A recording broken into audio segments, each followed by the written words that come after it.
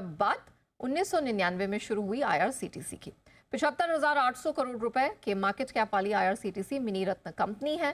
Ticket booking, catering, package drinking water का काम ये करती है।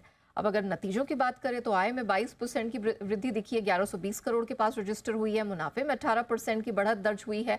हाँ, मार्जिन सपाट जरूर रहा है।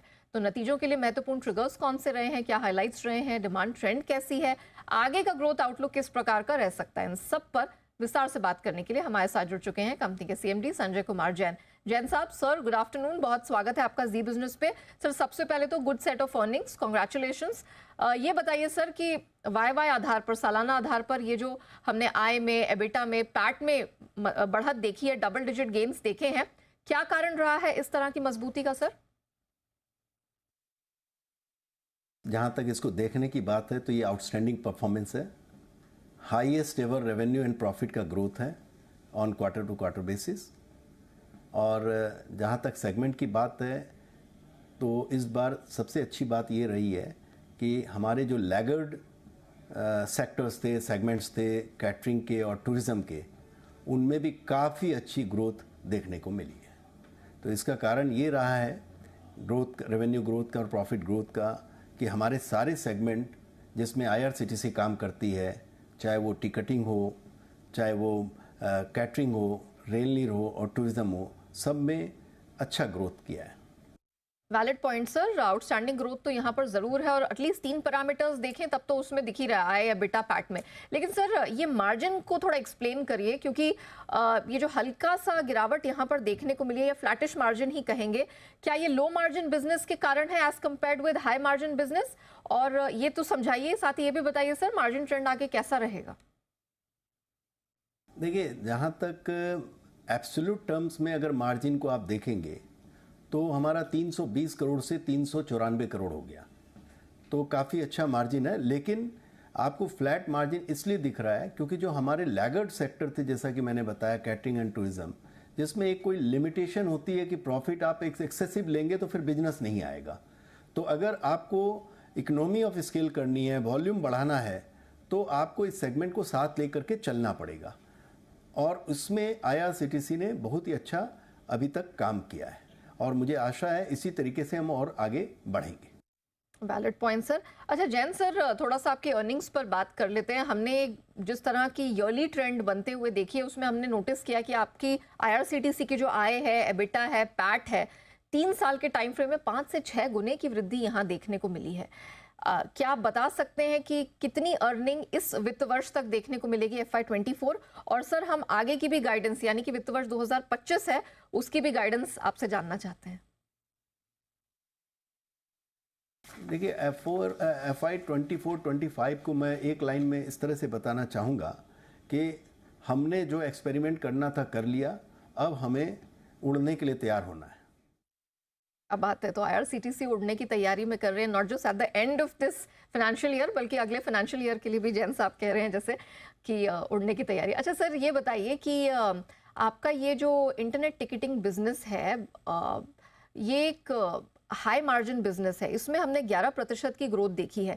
क्या कोई एक्सटर्नल फैक्टर्स हैं, जैसे competition from new players in online ticketing space, या ये इंटरनेट टिकटिंग सेगमेंट में जिस तरह की ग्रोथ आई है आईआरसीटीसी के, क्या कारण रहा है सर इसके पीछे? ऑलरेडी हम 82% के करीब जो है टिकटिंग, जो रिजर्व टिकटिंग है, वो इस पे ला रहे हैं और कर रहे हैं। और हमें अब क्या है कि हमने ये सोचा है और हम कर भी रहे हैं कि वैल्यू एडिशन सर्विस दे करके हम इसको आगे बढ़ाएंगे। आपको बताते हुए मुझे हर्ष है कि अभी हमने पेमेंट एग्रीगेटर के लिए जो एक सब्सिडी क्रिएट करनी थी, उसका हमारा इनकॉर्पोरेशन हो गया है, जो जल्द ही जिस पे डिस्कशन चल रहा है, और आरबीआई वगैरह से बात करके उनसे जो परमिशन लेना है, लेने के बाद और अपने ऑब्जेक्ट को फाइनल करके हम लोग इसमें आगे बढ़ेंगे। और ये ई टिकटिंग के लिए और आई टिकटिंग वाला जो हमारा बिजनेस है, इसको ये जो वैल्यू एडिशन होगा, इसके अलावा भी हम लोग बहुत सारे वैल्यू एडिशन कर रहे हैं, उससे इसमें काफ़ी अच्छी ग्रोथ की संभावना दिखती है। साहब, आपने बड़ी इंटरेस्टिंग बात कही। ये जो पेमेंट एग्रीगेटर का आपने अभी जिक्र किया, इसके बारे में थोड़ा और बताएंगे? क्या ये पेमेंट गेटवे सिर्फ रेलवे टिकट्स के लिए इस्तेमाल किया जाएगा या फिर कुछ और सर्विसेज भी होंगी, सुविधाएं भी होंगी, वो भी अवेलेबल होंगी इसमें? देखिए, अभी आपको मैं बताता हूं कि आज के दिन जो हम आई पे अपना यूज़ करते हैं, जो भी IRCTC आई पे यूज़ करती है, इसमें करीब मतलब अराउंड 100 करोड़ आप बोल सकते हैं, करीब मतलब 65-7 करोड़ डायरेक्ट बेनिफिट मिलता है, प्लस अदर बेनिफिट मिला के करीब 96 करोड़ का बेनिफिट हमें मिलता है। इस साल मिला था, लास्ट ईयर। और अगर हमें इससे ग्रो करना है, जिसकी पूरी संभावना है, तो उसके लिए हमें ई टिकटिंग से आगे निकलना पड़ेगा। तो पेमेंट गेटवे जो अभी हम अपना यूज़ कर रहे हैं अपने कस्टमर के लिए, इसको हमें ले करके एक और आगे कदम आगे बढ़ाना होगा, जिसमें कि और भी सारी चीज़ों में हम ये जो हमारे पास इतना डाटा बैंक है और जो हमारे कस्टमर्स हैं जो उसको हमारी फैसिलिटी यूज़ करना चाहते हैं, उनको हम अच्छी फैसिलिटी दे करके, बेटर देन मार्केट हम सर्विस दे करके हम उनको अपना कस्टमर अदर काम के लिए भी बना सकते हैं। और आई पे जो अभी हमने पेमेंट गेटवे, पेमेंट एग्रीगेटर की बात की है, सर्टेनली ये ई टिकटिंग से आगे बढ़ करके करने के काम है, लेकिन वो अंडर डिस्कशन है। हम कितना क्या करेंगे वो सब हम लोग प्लान करेंगे, उसी के हिसाब से फिर फाइनल करेंगे। सो इस नटसेल में आप बोल सकते हैं कि आउटवर्ड लुकिंग चीज़ें। ओके, तो आउटवर्ड लुकिंग चीज़ें हैं और इसकी डिटेल्स पे अभी काम जारी है। अच्छा सर, ये थोड़ा रेवेन्यू टर्म्स को हम डिवाइड करके अलग अलग स्पेस में बात करते हैं। टूरिज्म 36% के आसपास की ग्रोथ रही है, केटरिंग हम देखते हैं 29%, 29% ग्रोथ तीसरी तिमाही में। लेकिन रेल नीर पर जब हम नज़र डालते हैं, महज 6.25% के आसपास की ग्रोथ दिख रही है। सर, इतना बड़ा डिफरेंस क्यों है? टूरिज्म सेगमेंट आपका बढ़ता है 36% और रेल नीर में इतनी मामूली सी सिंगल डिजिट ही ग्रोथ देखने को मिलती। क्या कारण है सर इतनी वैगरीज का?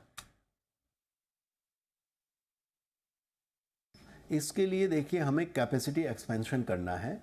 और मुझे हर्ष है आपको ये बात बताते हुए कि अभी 2 दिन पहले ही हमने 75,000 लीटर की पर डे की कैपेसिटी एनहांस की है, और जुलाई तक हम लोग अनदर 75,000 लीटर की कैपेसिटी एनहांस करने की पूरी संभावना रखते हैं।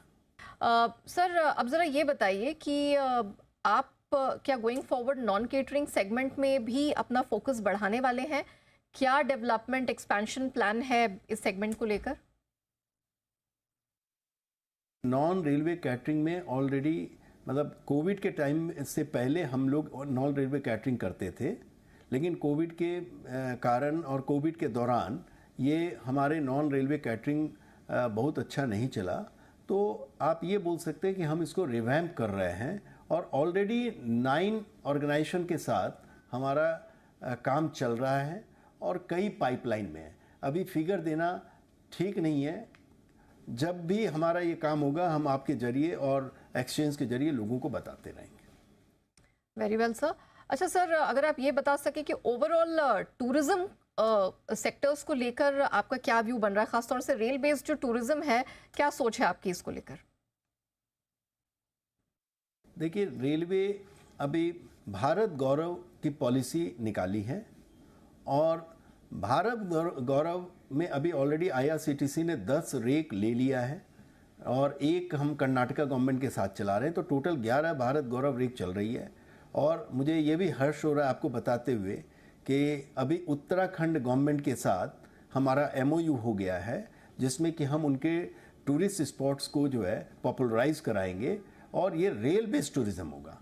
और रेल बेस्ड टूरिज्म में क्या है कि चाहे वो उत्तराखंड के डेस्टिनेशन हो, या रेलवे अगर श्रीनगर तक जा रही है वहाँ तक जाने की बात हो, या अयोध्या जाने की बात हो, या नॉर्थ ईस्ट जाने की बात हो, तो मास लेवल पे टूरिस्ट को ले जाने का काम जो रेलवे कर सकती है और भारत गौरव ट्रेन कर सकती है, वो हमारे साथ है। तो हम तो इसको आगे बढ़ाएंगे, और हम तो इसमें आगे आगे आगे ही देखते हैं। Alright, definitely. अच्छा सर, एक आखिरी सवाल, क्या स्ट्रेटेजिकली अब फोकस होटल बिजनेस की तरफ शिफ्ट करने पर विचार हो रहा है, काम चल रहा है IRCTC का? देखिए, होटल बिजनेस भी एक अच्छा बिजनेस है, और IRCTC इससे वाकिफ़ रखती है। हमारे कुछ होटल भी चल रहे हैं, और आगे भी कई स्टेट गवर्नमेंट से हमारे होटल बिजनेस के लिए लैंड की बातें चल रही है। तो we will rise to the occasion. Sanjay Kumar Jain साहब हमारे साथ आईआरसीटीसी से ना सिर्फ उनके तिमाही नतीजों पर बात करते हुए बल्कि ये भी बताते हुए कि गोइंग फॉरवर्ड अलग अलग सेगमेंट में सेक्टर्स में आईआरसीटीसी का किस तरह का प्लान है। Thank you so much sir, समय निकालकर हमारे साथ जुड़ने के लिए, जी बिजनेस से बातचीत करने के लिए। इसी के साथ कॉर्पोरेट रडार को हम यही रैप अप करते हैं, लेकिन बने रहिएगा जी बिजनेस के साथ। ब्रेक के उस पार भी खबरों का सिलसिला जारी रहे।